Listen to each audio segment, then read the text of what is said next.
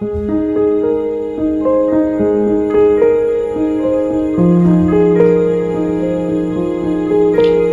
উঠিল শ্ৰীকৃষ্ণৰ বাঁহী, হাতত বুদ্ধিমত্তাৰ কলম।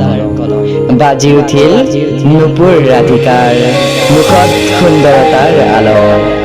যমুনাৰ পদুমৰ স্বপ্নালী সুবাস, তোমাৰ সন্ধানৰ পথত সুগন্ধে সৌ জিলিকি উঠা পানীৰ লহৰ, তোমাৰ চকুজুৰিৰ চাৱনিত জ্বলে। আকাশৰ চপৰা চপৰা মেঘৰ আৰৰ সন্ধিয়াৰ জোন তুমি, মই সেই এটি পপীয়া তৰা, সন্ধিয়াৰ ক্লান্ত বতাহ তুমি। লাজে লাজে লুকালা তুমি কুঁৱলীৰ আৰৰ পাহাৰ, কাণে কাণে নোহোৱা হলা তুমি যেন এটি দুৰ্লভ আভাস। নাথাকিল কৃষ্ণৰ হাতত বাঁহী, সুদেৰ ফণেৰে মহাভাৰতৰ জীৱন যুদ্ধত প্ৰৱেশ। নাথাকিল ৰাধিকা, নাথাকিল কোনো বেদনা, থাকিল মাথো বেদনাৰ দাবানলৰ অৱশেষ। ৰাধিকা শুনা না, আহা না, মাতা না এবাৰ, নালাগে কব একো, মোলৈ চোৱা না এবাৰ।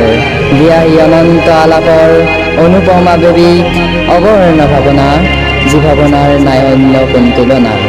জানা আমাৰ প্ৰেম আছিল ৰাধা আৰু কৃষ্ণৰ দৰে অনাদি অনন্ত, সেই শেষত পৰিণতি ৰাধা কৃষ্ণ প্ৰেমৰ দৰে নিমিলিল অনন্ত জোৰা। ৰাধিকাৰ বৃন্দাবন এৰা দেখা আজি বহুদিনেই হ'ল, আজি বহুদিনেই হ'ল। মই নোৱাৰিলো যাবলৈ সৌ ৰাধিকা নথকা বৃন্দাবনত। সৌ বৃন্দাবন য'ত তৰিছিল দুয়োৰে প্ৰেমৰ উপহী আকাশত, চৰিছিল জোনাকী দুটি গধূলি পথাৰত। আকাশে বতাহে প্ৰেমৰ মায়া যাদু, অতীতৰ বাস্তৱিকতা আজিৰ সাধু।